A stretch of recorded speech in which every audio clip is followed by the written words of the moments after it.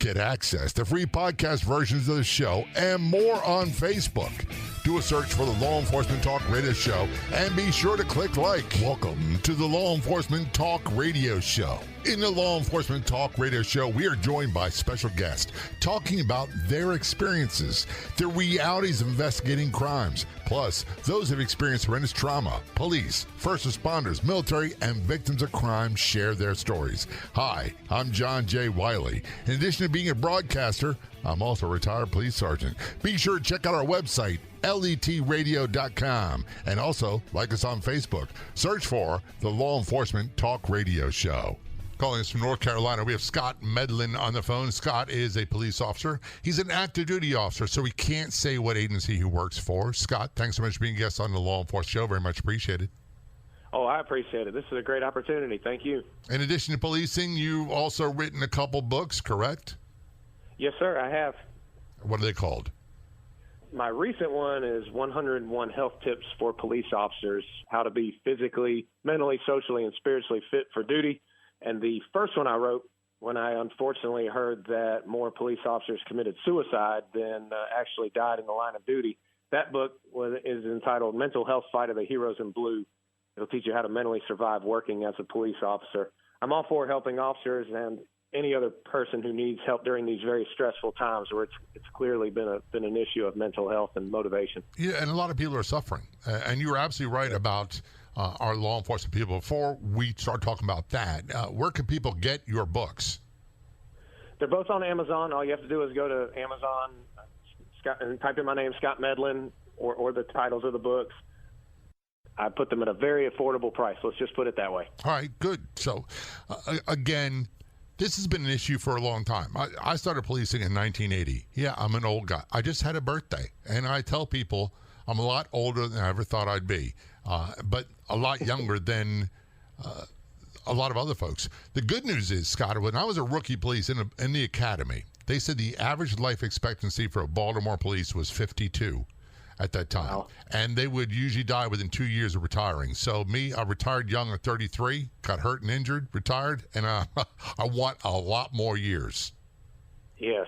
It's crazy how law enforcement ages people so quick. And I hear a lot of officers talk about, well, I need to just embrace the suck and last till retirement. One, you're not guaranteed to get there. Two, statistically speaking, just like you said, law enforcement on average don't last long after retirement. No, I think the current average, is, don't quote me on this, it's either 58 or 68 for law enforcement. And the average life expectancy for males across the United States is 78. So we're about 10 years shy. And a lot of what you're going to talk about, the stress, a lot of things people don't hear about, but a lot of it is, I hate to say it, self-induced. It's a sedentary job. I tell people policing for me was hours and hours of boredom and then just moments of life and death adrenaline, and that you'd climb that ladder up and down multiple times a shift. And that takes a toll on you. Oh, absolutely. And it definitely does.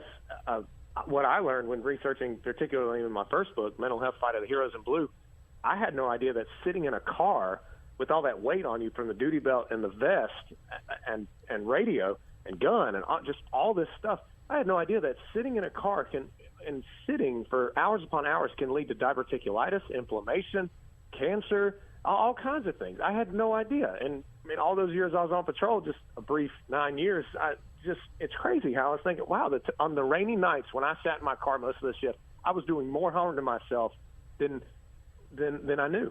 And the other thing is, all those things, those health hazards are real. The other one that's guaranteed for people to spend a lot of time in a patrol car over many years is a horrible attitude. And that's something that we can all work on changing. Yes, absolutely. Get out there, talk to people. Just don't be that person that arrives only when people call 911. But also, police officers have to realize that, and I know we're all a hard bunch, not willing to admit that we're human, but the more we're aware of these things, the more it's like, hey, I'm doing harm to myself. I got to do something good for myself and for others. Absolutely. Point well taken. One of the things, and I want to ask you, I'll phrase this as a question. I've been told, and in my career, it took a while afterwards, but you see the people at their worst, in the worst possible scenarios, and you deal with the worst of the worst most of the time. Has that been your experience? Yes, particularly when I was on K-9 just for 4 years. The K-9 officers were called to the high-risk calls, and it was just to a point where it's like, really? Someone could commit that crime? Really? Someone could act this violent towards us? Yes, I agree with that 100%. Part of what I struggled with for a long time, Scott, and a lot of people listening need to understand this. It took a conscious effort on my part. Most of the people that lived in the area where I worked didn't have encounters with the police. I never met them. The closest we'd come to any kind of encounter is me waving or saying hello when I had a rare opportunity to get out of the car and walk foot. Most of the time was either dealing with chronic habitual offenders, alcohol, drugs, criminal behavior, or people who are victimized by crime. Absolutely, and the repeat offenders are the ones that I find the most frustrating because they do these, whether it's just being that person who's always drunk and intoxicated, disrupting the peace of the neighborhood, or the ones that are continuously assaulting wives, girlfriends in typical situations, or the ones committing actual violent crime and they just in and out of jail, and you're constantly dealing with it. It gets a little frustrating. You begin to think, am I doing this for the right reasons? Is this just going to keep going on? And then so you deal with that. So that's just a bunch of negativity. And if you're not careful, you start to become negative. So that's why I overall like the mentality, the approach nowadays of get to know your community. One, because if the community knows you, they're more willing to talk to you when something does go bad. But it also helps police to realize there's more people out there than just the ones you're continuously dealing with. Absolutely. And a lot of this has to do, when we return from break, we're going to talk about Scott's career. But a lot of this has to do with manpower and funding. And, of course, there's a big movement across the United States for those who've been under a rock about defunding police. Here's what happens. We hear a term all the time, community policing, which, by the way, is what I was taught in the very beginning. We just called it policing. It was no community. It was just regular, good old-fashioned policing.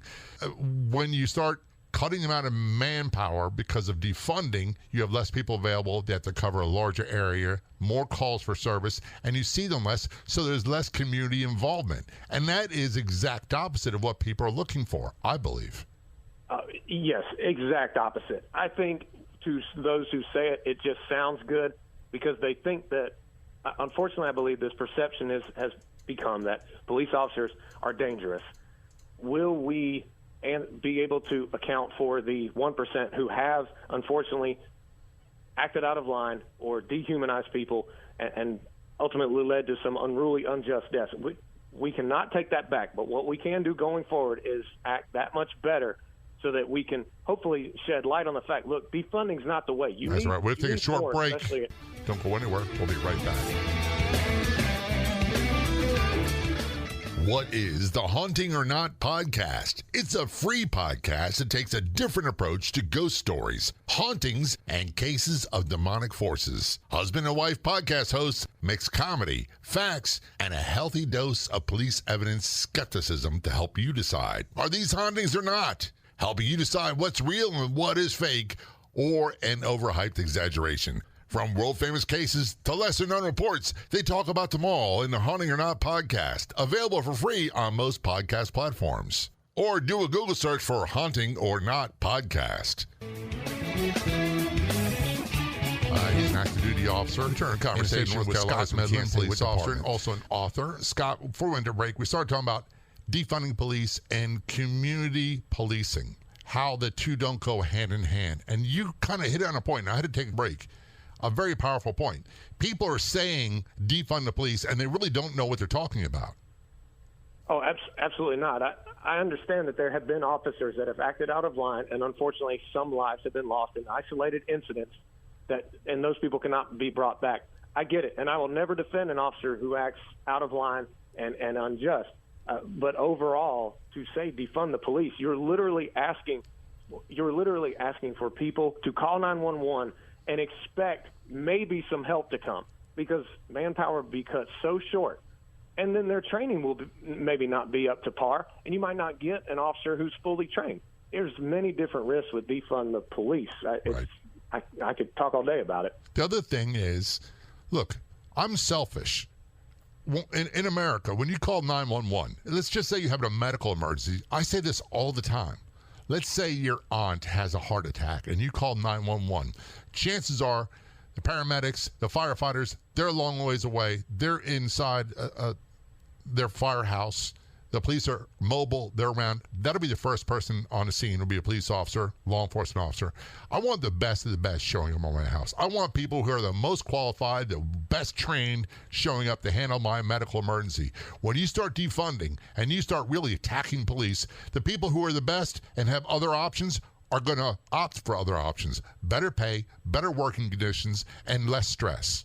That's one of my big concerns, that if this push continues with momentum, the police officers who felt a calling to be police officers, to protect others, serve others, be there, and put themselves in the line of danger, they will just say, you know what, enough, and then we will get just whoever can be hired, and that's going to create even more just unimaginable trouble.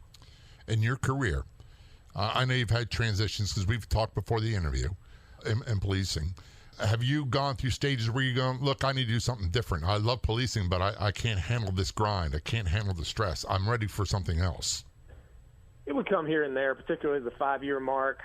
It was one of those where what I'd seen, the violence I encountered, the crime scenes that bothered me, dealing with the same people over and over and over again, but arresting them for crimes they committed. Yes, I was beginning to think, I don't know how much longer I can do this, but I stuck with it. And then there's been a few other times, but normally when that kind of stuff happens, I just refocus on why I got into it in the first place and realize who I am as a person.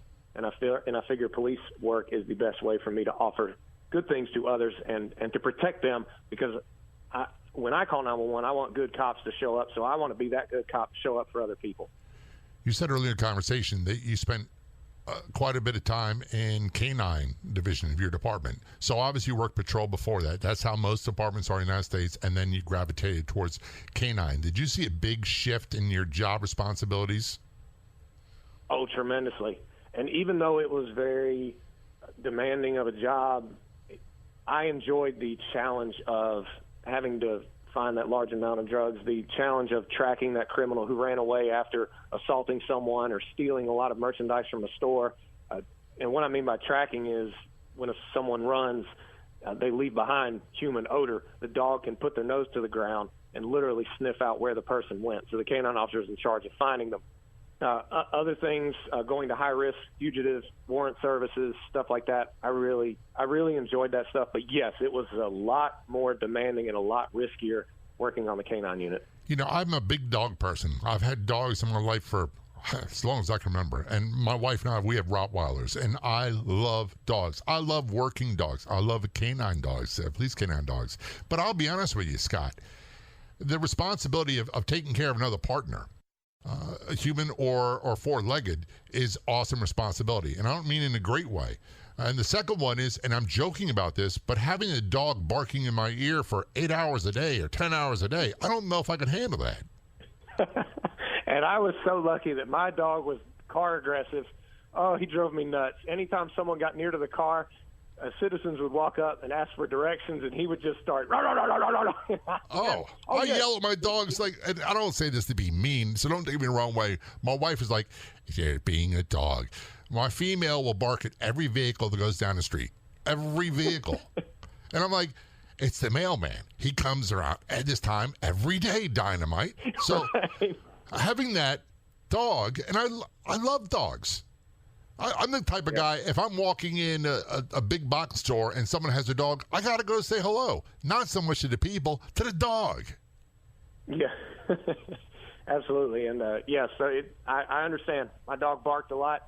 But having him with me, it was amazing how people would stop running. People would not fight. People would cooperate when they knew I had that dog. It absolutely amazed me how much people would cooperate with me when they heard, don't run, don't fight, or don't, hold still or I'll send the dog. It was absolutely amazing. It never failed. One time we ran into a house to catch a guy who ran from us, and we didn't know there were 20, 30 people in the house, and they were all yelling and being belligerent towards us, but I had my dog with me, and nobody got near us because the dog was there. So for that reason, I was grateful that he was a barking maniac.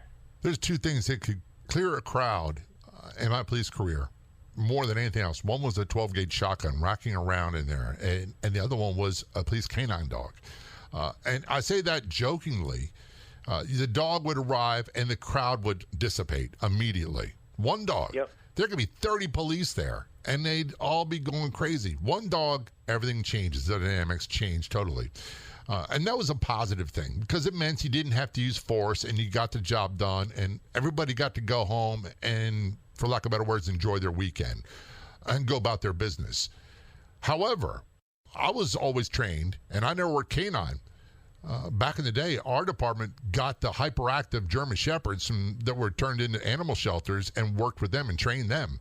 And not all made it, but one of the things we were taught early on is we never used canine dogs for crowd control, ever. And that was because of the ghosts of like Selma and Birmingham, Alabama. All right. Now, I understand that. We have a big mall where I used to work when I was on canine, and crowds every now and then would get out of hand. And they would ask me to come down there, and as well as many officers who possibly could. But once I got the dog out of the car, it was kind of odd at times. I didn't have to have him bark. People would just start yelling, they have a dog, they have a dog. Like, people are generally scared of a police dog. And I try to tell people, look, you don't have to. They're not just vicious attack animals. They are trained right, and if they are trained right, they are taught to bite on command and command right. only. And a lot of that has to do with, and we'll talk about this when we return. A lot of this has to do with lessons learned in the past, and it's a team. It's the canine handler and the canine. Don't go anywhere. I promise you. We'll be right back.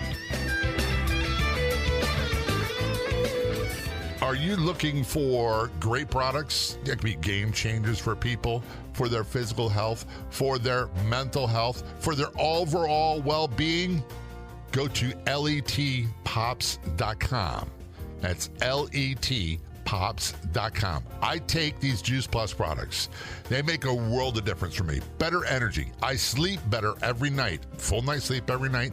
0 leg cramps and more. Many people will tell you about the wonderful things that these products do for them.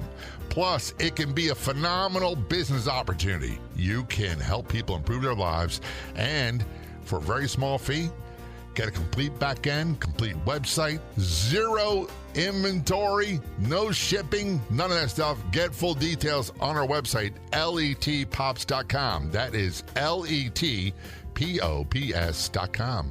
I am Meg Marie O'Rourke from Harmony with Food. Do you ever wonder what foods you should or should not be consuming based on your own unique needs? At Harmony with Food, we are now able to determine exactly what foods we should or should not be consuming through advanced testing. Test, don't guess is the motto at Harmony with Food's BioUnique Boutique program. It has never been easier than now to determine what food, drinks, and supplements you need for your individualized needs. Head over to harmonywithfood.com and click on the testing tab. Current conversation with Scott Medlin. Scott is an active duty law enforcement officer. Let's just say he is in the state of North Carolina. Since he's active, he can't say what agency he works for. And by the way, that is absolutely normal. There's no hiding of anything here. Scott's also an author. He's gotten 2 books written. They're available on Amazon.com. We'll talk about that more later. During your police career, you wound up gravitating towards canine. How long did you work in canine? Not long. I was only on the unit for 4 years and worked in dog actively for 3.5.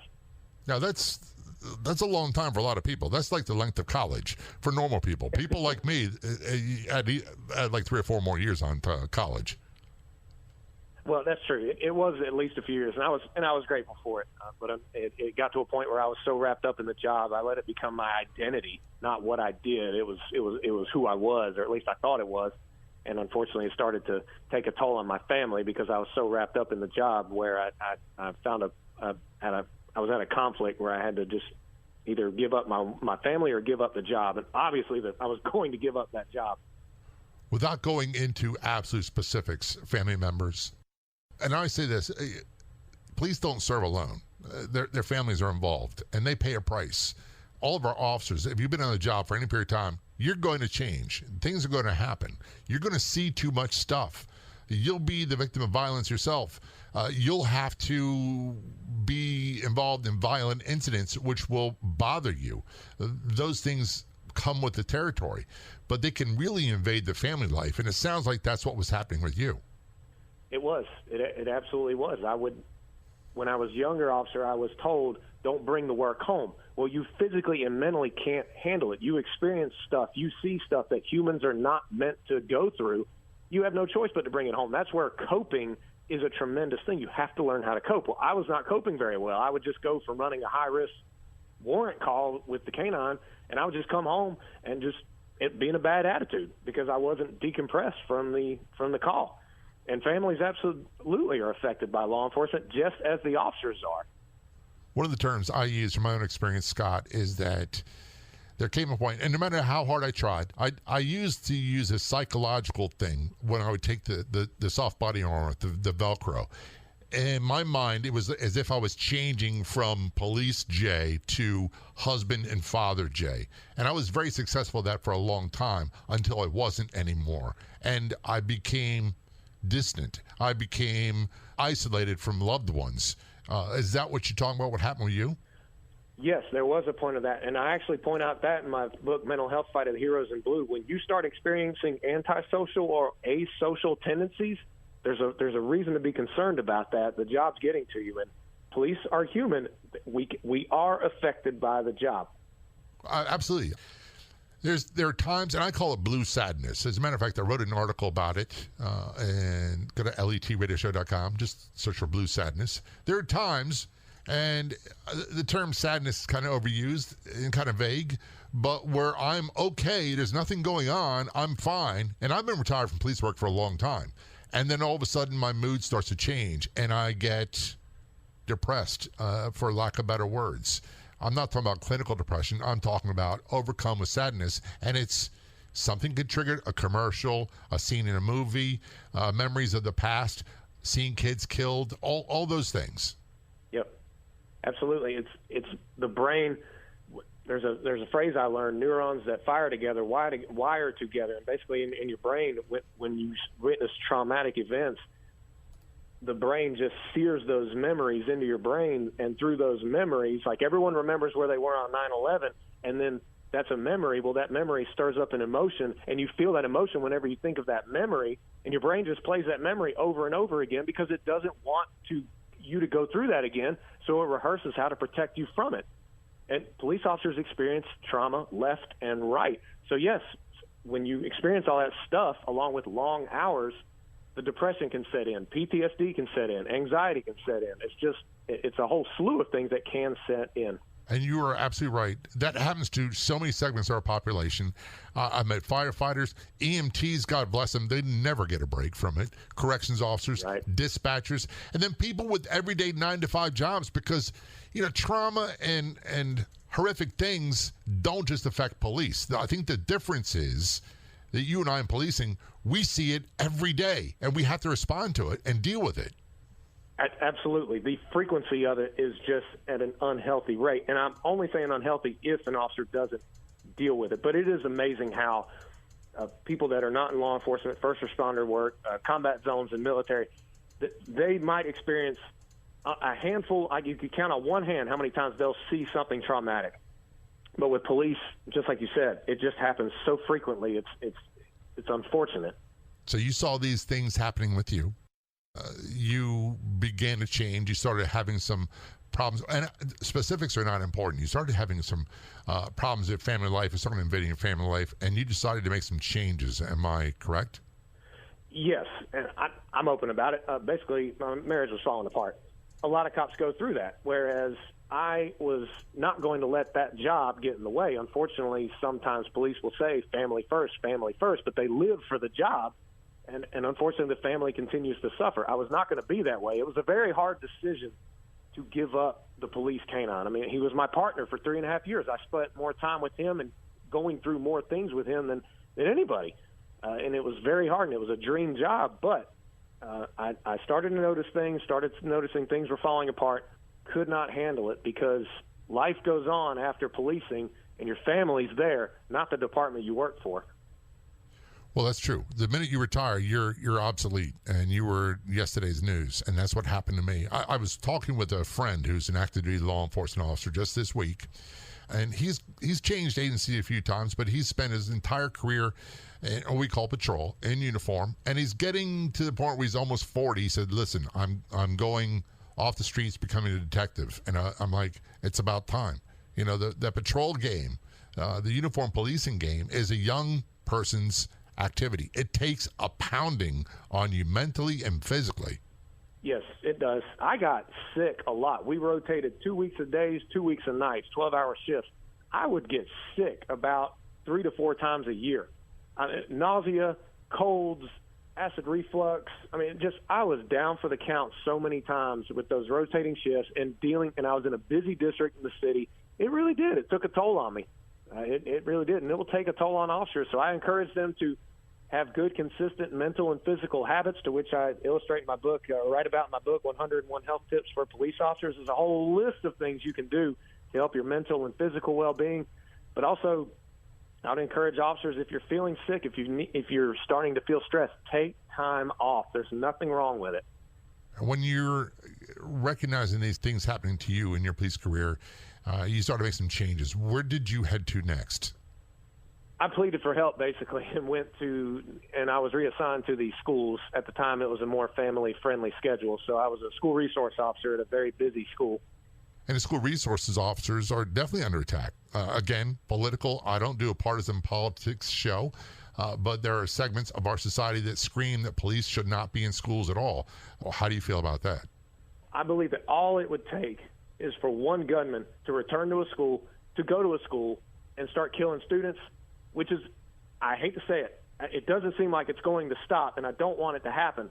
But all of a sudden, police are going to be needed back in the schools. Let's not forget why police are there. They are there to protect the students. That's the first reason SROs were put in schools, to protect the students from an outside threat on campus. And what's great about SROs now is they're more of mentors and help for the students that are in bad places. We're going to take a short break. We're talking with Scott Medlin. He is an active duty law enforcement officer in the state of North Carolina. Don't go anywhere. We'll be right back.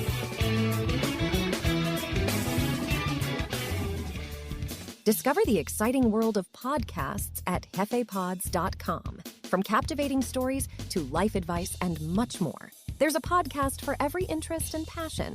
Be entertained by your favorite radio personalities in both English and Spanish. Don't waste any more time. Find a great English or Spanish language podcast to follow and discover a world of possibilities in your own language. Find the best podcasts at jefepods.com.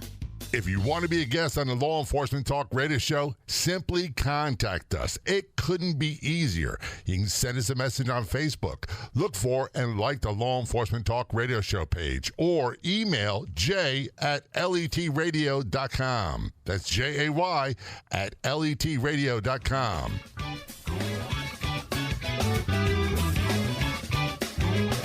Back to our conversation with Scott Medlin, an active duty law enforcement officer in the state of North Carolina, also an author of a couple books. We'll talk about the books again a little bit later. Before we end the break, you started talking about you gravitated to becoming a school resource officer. And when I went to the police academy, we weren't armed for the majority of it. We didn't get handguns till the end, but we're training, and it took a big adjustment getting used to carrying a handgun all the time, because we were required to be armed all the time in the city where I worked. And then after retiring, I got used to not carrying a handgun, and it was very liberating for me at the time. And then Sandy Hook, Newtown, Connecticut, the school massacre occurred, and I changed immediately. Scott, I watched that, and I was thinking, I know me. If I'm driving down the street and somebody that happened around me, I'd go in there. And if I couldn't, at least with a handgun, try to defend the kids, I'd be useless. And from that day on, I've done the things I'm supposed to do to be able to carry, and I'm carrying almost all the time. As a school resource officer, you said before the break, the number one priority is protecting the kids. Oh, yes, 100%. And unfortunately, with these school shootings going on, they're not shootings for sport. With these school killings going on, I mean, students actively killed. Yes, you need armed presence with a police officer in the schools, and I stand by that. One other thing, I'm not an expert in this field, my wife and I have talked about this many times, and I've talked about it in the show before. If you have an active shooter somewhere, and I'm not a big fan of that term for the same reasons you just described, but everybody goes into something. I think Mike Tyson said, everybody's got a plan until they get punched in the mouth. If you have someone who's an aggressor and they are going to school and they want to start shooting children, that's their plan. They've got it mapped out in their head. Until you put fire down range and move them into a defensive posture, the kids are in jeopardy. And if you don't have someone there that can do that, is willing to do that, is trained to do that, a lot of people are going to die. Absolutely. And when I was in the Marines deployed to Iraq, we were always taught when you're in an ambush, you fight. You don't just hunker down. You fight, because that split second where you fight back, you throw off the attackers. They're like, whoa, what is going on here? Same thing with a school attacker. They go into a school and they encounter fire back at them. Then it's that much more in the officer's favor and for the safety of the students. But to have just nobody in these schools nowadays with the threat that's always there nationwide is beyond me, and I'm glad that you are carrying, and I'm a strong believer in the right people carrying need to be carrying, because unfortunately these armed killers are not going away. No, and by the way, the school massacres have been going on for a very long time. They've been going less frequently, but they were happening in the early 1900s. It's not new, and it's not just a strictly American problem. But another thing that you guys do, when I say guys, that's men and women, the school resource officers, you also do a lot of things like mentoring that a lot of people don't realize, do they? Oh, absolutely. When I first came to the schools after 9 years on patrol, I was a patrol mentality, enforce the law, enforce the law, enforce the law. And a veteran SRO told me, he said, look, you're going from more of responsive and enforcing to preventative and mentoring. And I took those words to heart, and I took that approach when I started in the schools. Describe what you mean by mentoring. It could be something as simple yet profound as I could see that a student was having a really bad day. And if we let it go unaccounted for, and just rather than ignoring them, say, oh, they'll get over it, I'd pull them aside. I'd say, hey, do you need a moment? Anything's better than you getting in trouble. And most of the times our kids were like, yeah, here's what's bothering me. And all kinds of situations. There was one situation in particular where a student when I was being introduced to the school where I was going to be the SRO, the outgoing SRO had me in the cafeteria. And she was showing me around the cafeteria. Well, the guidance counselor of the school, who happened to be a high school classmate of mine, she was there with us in the cafeteria. She wrapped her arm around the student and said, hey, do you want to meet your new SRO? I just saw pain in his eyes. He said, he violently shook his head, no. And I looked at the outgoing SRO. I said, what's wrong? Why did he react like that? And she said he had a family member that died in police custody. And I thought, oh, that makes sense. So as a police officer a good police officer that I've always tried to be, empathy and sympathy when appropriate, and respect. I didn't crowd this kid, none of that. I didn't say, hey, I'm a police officer, you need to respect me. Absolutely not. How the heck is a 12-year-old supposed to wrap his head around a family member dying in police custody? He can't. So he didn't like me at all. But I would have been the first person to jump in front of him had an attacker come on campus. So I would see this student in and out of the hallways. He would look at me, but every time he saw my uniform and me, obviously he just thought about the death of the family member. And I don't blame him. I can understand. I kept my distance. I would smile. But eventually it got to a point where I did have to interact with him. 3 students, including him, were suspected of having a weapon on campus, and I, as the SRO, obviously had to address it. I patted down the first 2 just to make sure they didn't have a weapon, and they did. Well, then I, unfortunately, had to forcibly detain that student in particular. It was one of the worst days of my career. I never wanted to have to forcibly detain a juvenile. No, forget that. But I did my job. Fortunately, he didn't have a weapon, but the anger and the sadness were just ramped up that much more. And I just hurt for him. I really did. I was like, this is not good. He served his suspension time. He came back. I kept my distance. Fortunately, there was a teacher there who he knew real well, and I was getting along with. And she and I worked really well together at that school. She would just tell him, look, Officer Medlin was doing his job. He has no personal problem with you. He likes you. He has no personal problem with you. He was just doing his job. Well, that young man was part of a mentorship program And the first time I walked into that mentorship program in a meeting they were having, his demeanor just changed. He got so upset when I walked in. So I hung out for a few minutes, but I could tell it was bothering him that bad. I walked out. Felt really bad for him. After that use of force incident, that mentorship program invited me to play in a basketball game with the students that were part of the program, one of which being that student in particular, he was still with the program. Well, he got to see me out of uniform, and I'm horrible at basketball. He was on the team playing against me, so he dribbled all around me. He shot around me. He did everything he could and just totally schooled me in basketball. And at the end of the game, I'll never forget it. We shook hands, and he smiled at me, and from that point on, I was there for him, and he had a friend in me. All it took was a basketball game. I think it took me exercising the communication skill that all police officers need, empathy, being able to put yourself in one's shoes. So I never crowded him. I never, like I said, I never told him like, hey, I'm a police officer. You need to respect me. I never said any of that stuff.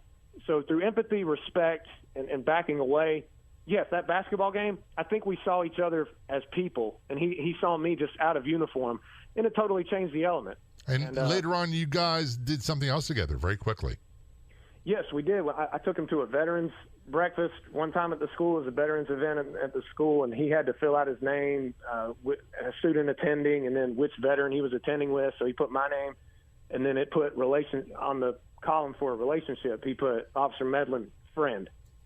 That's all it takes. Changed my life, and I'm so proud of him. And the reality is that's what I was raised on, Scott. That's what we called policing back in the day. And it wasn't complicated. It wasn't fancy. It wasn't psychological. It's just humans interacting. And you've written a couple great books. Again, what are the name of your books? 101 Health Tips for Police Officers and Mental Health Fight of the Heroes in Blue. And where can people buy those books? Go to Amazon.com. Just type in the titles of the books or Scott Medlin, and they'll bring the two books up. And you spell your last name Medlin? Medlin, yes, sir. I'd imagine if you do a Google search for Scott Medlin books, they'll come up that way as well. Are you working on anything other than policing right now? Yes, I actually have just filed for and started a LLC, LEO Motivation, so I will be generating online courses for morale, motivation, mental health, as much as I'm qualified to speak about, and I will pursue what I've written in these books, and whenever people can gather again, whenever COVID ends, maybe in the year 2032, I would very much like to be a motivational speaker at police seminars and conferences, and to help police officers understand you are not alone, and through these daily habits you can have, and through more awareness of how your mind and body are affected by the job, you can do that much better for yourself, your family, and the community that depends on you. Scott, you got to be motivated. Thanks so much for being a guest on the show. Very much appreciated. Oh, it's an honor. Thank you. I'd like to thank our guests for coming on the Law Enforcement Talk Radio Show. The Law Enforcement Talk Radio Show is a nationally syndicated weekly radio show broadcast on numerous AM and FM radio stations across the country. We're always adding more affiliate stations. If you enjoyed the podcast version of the show, which is always free, please do me a favor and tell a friend or two or three. I'll be back in just a few days with another episode of the Law Enforcement Talk Radio Show and Podcast. Until then, this is John J. Wiley. See ya.